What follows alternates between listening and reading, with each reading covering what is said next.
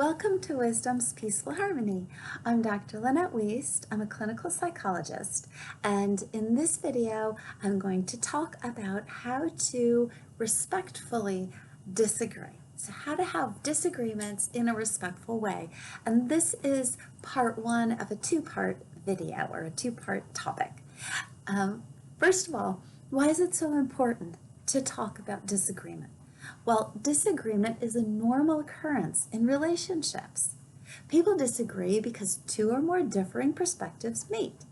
And this can be an opportunity to learn about the other's view and their experience. You want to open your mind to learn about their perceptions, their ideas, their feelings, their thoughts, their experiences, and their history. By learning about another's differences, you can expand your understanding of the other person and of the world.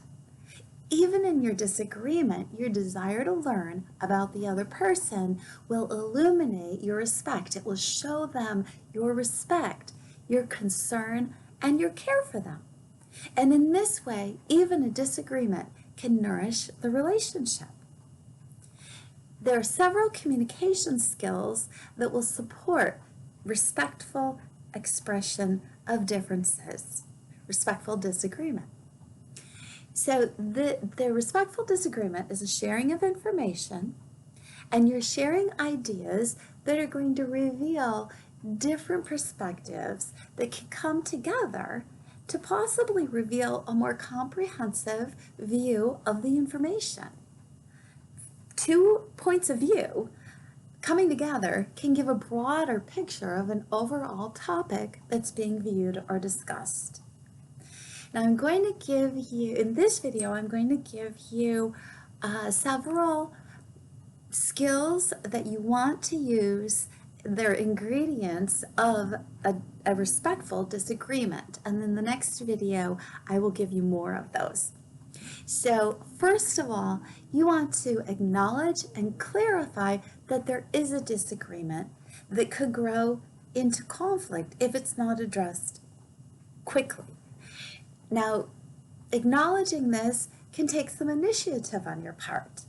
You don't want to wait for the other person to make the first move. If you notice there's a disagreement that could grow into conflict, bring it up.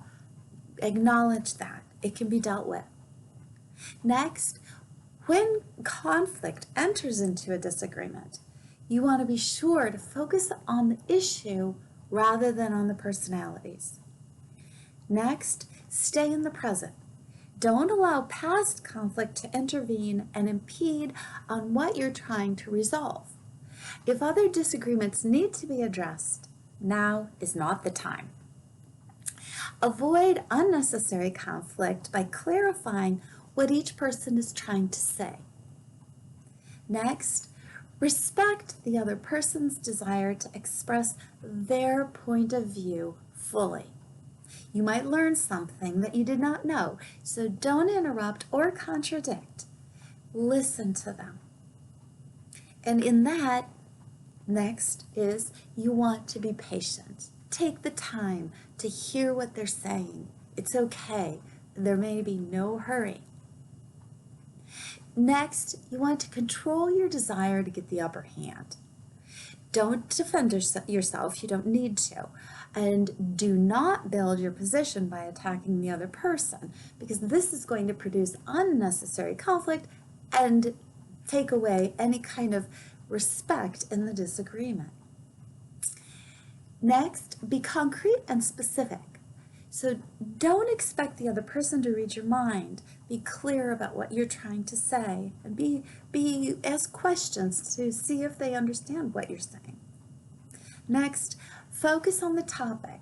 Do not attack or judge the other person. You don't want to resort to name calling or bullying or anything like that.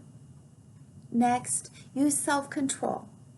Do not let yourself become aggressive or intimidating or threatening or forceful. Don't do that. And then lastly, use I statements. don't use you statements. I statements are statements about yourself. They're statements about what's going on inside of you, inside of your skin, your perspective, your feelings, your thoughts, your intentions.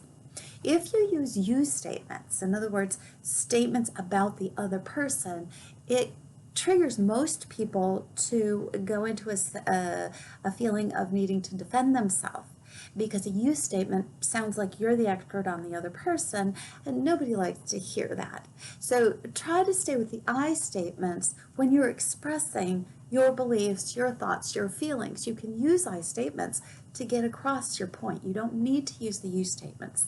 A future video will talk in depth about I statements and you statements and how to be sure that you're using I statements and how to do it. And like I said, this is part one of a two-part series of how to have a respectful disagreement.